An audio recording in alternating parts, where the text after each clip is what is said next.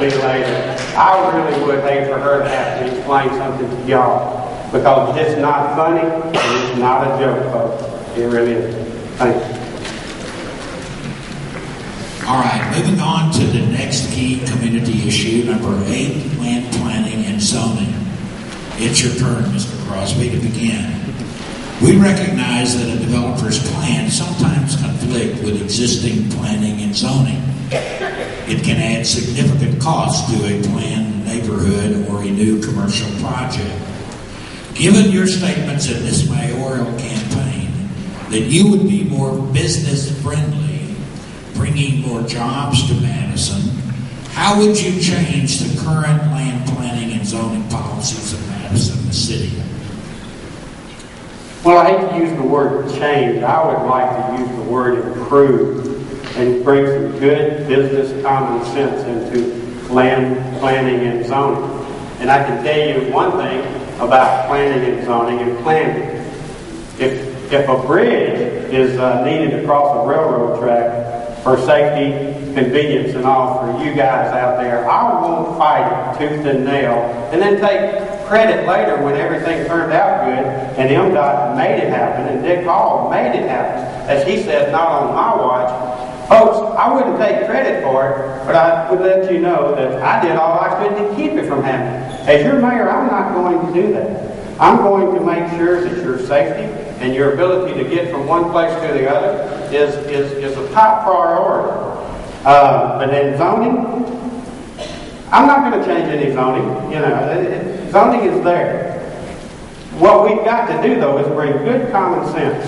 And you know, the example that I'm going to give you, my own company spent probably an extra $3 million, give or take, on our building. Well, folks, it's pretty, it's beautiful, but was there any need for that? Was there really any need for that? We were able to do it, but your average bear or your average company can't do that. So guys, we've got to bring good common sense into our planning and zoning so that we can bring doctors' offices in. We can bring other restaurants in. Or we can bring other businesses in so that it doesn't cost them an arm and a leg to just get their foot in the door, and then they can't operate at a profitable business, at a profitable margin, and be able to bring the revenues in that Madison needs. So that's my thoughts on planning and zoning. Thank you. All right, Mayor Mary, your 2 minutes. Ladies and gentlemen, I'm a businesswoman. I opened my business when I was 12 years old. That's kind of tough. But I made money. And when my parents died, that little shop helped pay my tuition through college. I know about small business. I know about business. I also know one thing, that those brick and those windows didn't cost that Kroger $3 million more. I believe they bought a lot more land to go with that nice, beautiful Kroger that we're so very, very proud of. It's a balancing act. And bringing businesses to the community. You got to be careful.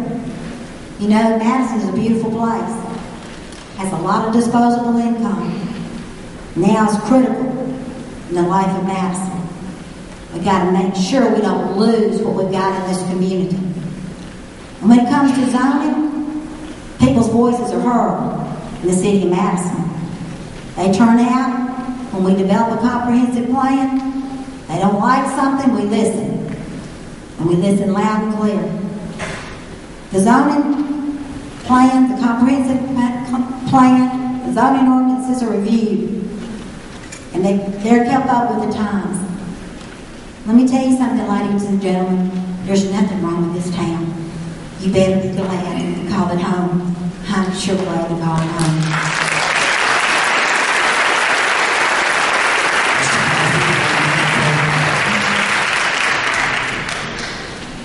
You know, as long as she stands there and says there's nothing wrong with this town, and you believe it, I mean, there's a lot of great things. I'm not going to. She's done great things. There's no ifs or ands about it, but we've got to move forward. We've moved past critical mass. Madison is growing. We're not the sleepy old town that we were 15, 20 years ago. You know, she made the comment she owned the business. Well, you know, it's funny. Last year, about mid-year, there was an article where she had opened her most recent business. And she also, and the title down in the middle of it was, "With More Time on My Hands." Well, folks, why she got time on her hands? Enough to open her business up again. She needs to be running the city of Madison. And that's what I'm going to be doing. I'm not going to have time on my hands. I'm going to be busy being your mayor, making sure that we got businesses, tax revenues coming in, so that we can do the things that we talked about. Boy Road, Bozeman Road, and the other things that we need to tie into Madison Avenue to MDOT. Thank you. This is always dangerous territory, but I'd like to correct the press. I believe that article should have said Jim has more time on his hands. Jim Butler, sorry.